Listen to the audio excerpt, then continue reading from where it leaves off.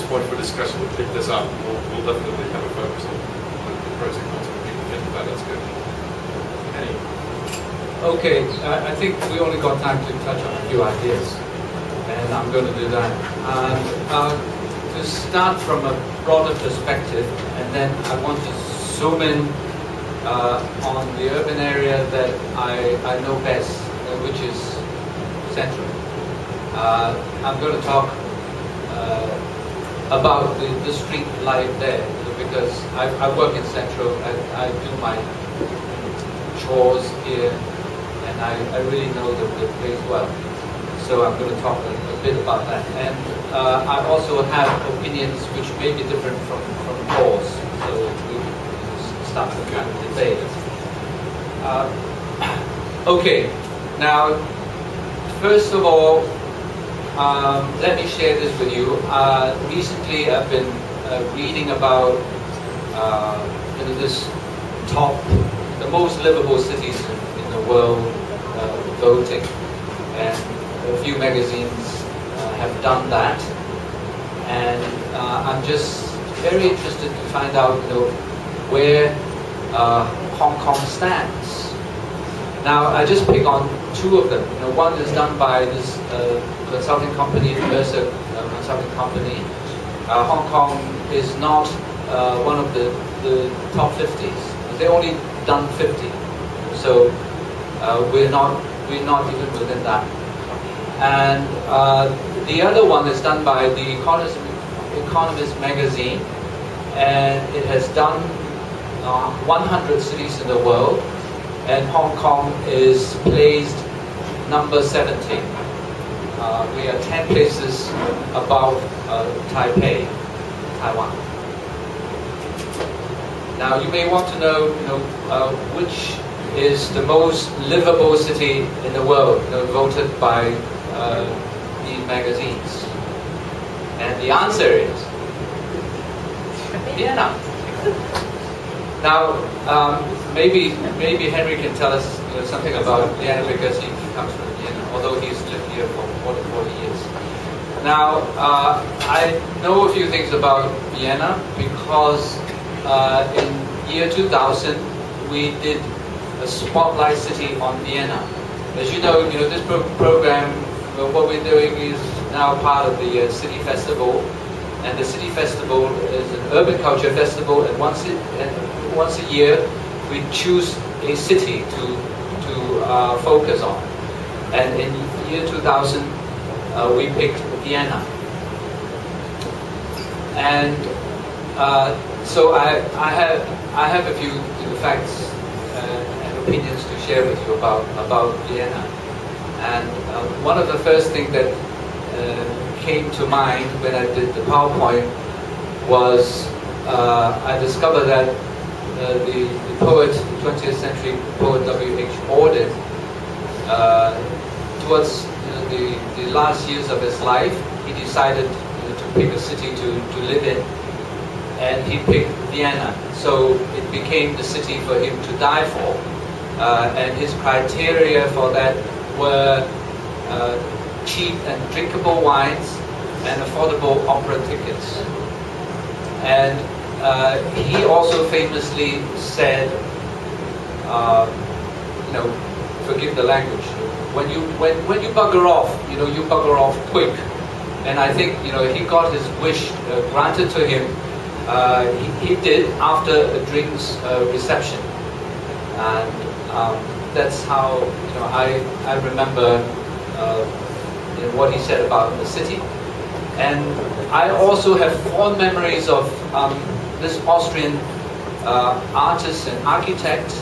His name is Hundertwasser, and what he did was, the first thing I saw when I was in Vienna was this piece of architecture that he did for this, maybe it's an incinerator or a heating plant.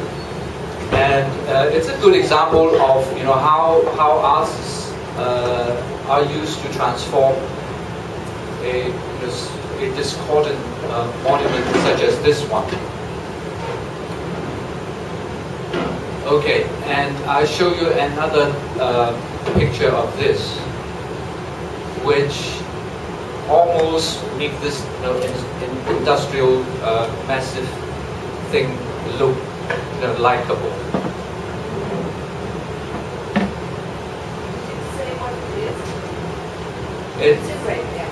It's incinerator or heating plant. And I also, you know, by serendipity, quite by chance, when I was visiting New Zealand, the North Island, then I came across something which looks like this. And for those of you who know Hundavasa, he made New Zealand his spiritual home. And the New Zealand government asked him to, you know, do something, and he decided to do a public toilet in this out of nowhere, really, you know, Kawakawa.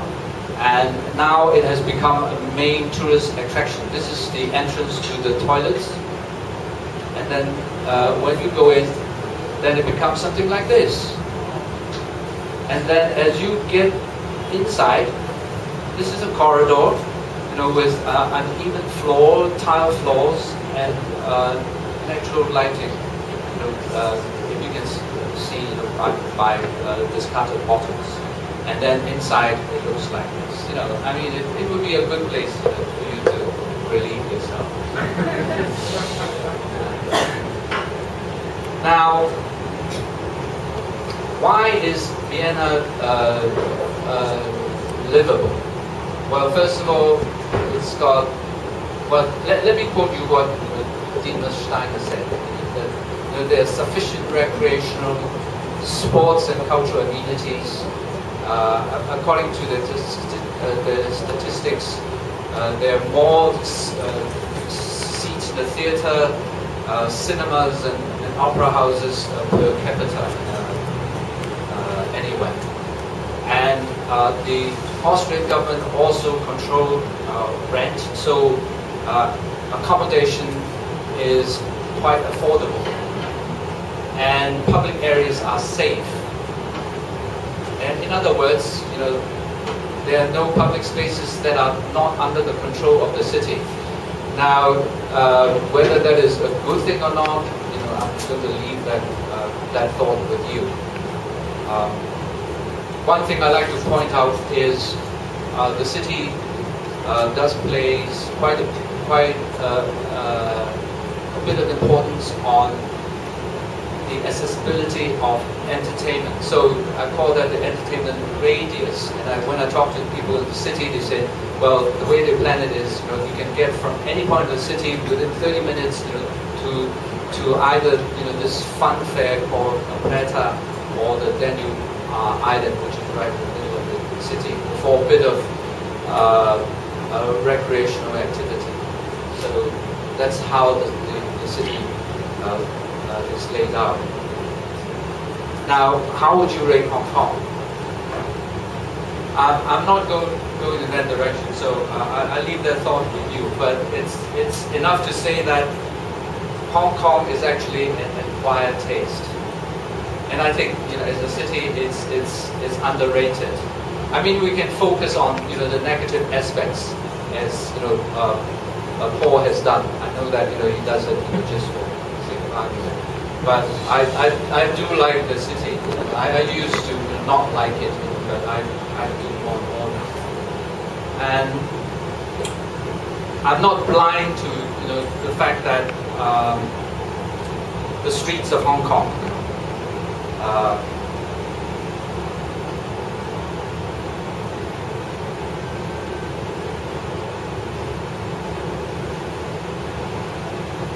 well, there are many kinds of shops, you know, so the diversity of commercial enterprises is enormous.